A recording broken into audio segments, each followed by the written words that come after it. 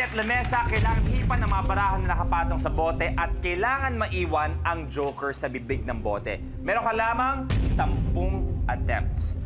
Kung sakasakali man manalo ka ng 1 million, anong gagawin mo sa pera, Kimpoy? Hati-hati kami. Mga kasama ko dyan. At lalong-lalo na sa bahay ni tatay. May iaambag ka sa bahay ni tatay.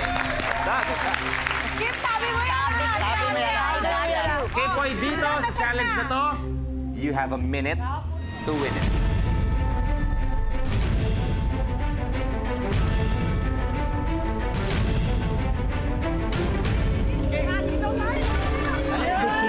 Isa lang, kailangan magawa.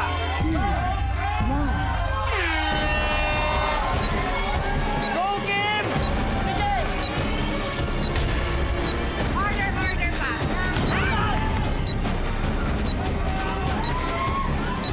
Sa side, sa side, sa side. Yan, yan.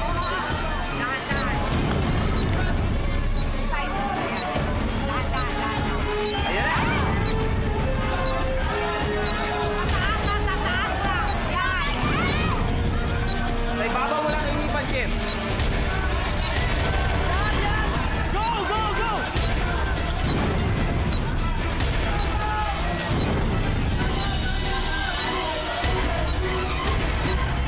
Yan, yan. Go, Kim. 10. Isa pa. Wala! Okay lang yan, Kimpoy. Hindi nakuha ang 1 million pesos. Pero ikaw pa rin ang last woman standing na merong 70,000 pesos. Kimpoy, ano pakiramdam? Nung una, grabe, iniisip mo palagi kang napapaupo. Ngayon, 70,000 para sa'yo at last woman standing. Tinanggal ko kasi yung pirma ko dyan sa upuan. Binura namin kanina. Hindi, joke. Kaya nandito ka na. Inupuan ko muna bago pa nagsimula. Upo na ako. Para Dapat tapos binyagan. na. Eto, congratulations pa rin dahil babalik ka sa Friday para naman sa ultimate last man standing kung saan Yay! pwede ka pa manalo ulit ng 1 million pesos. First,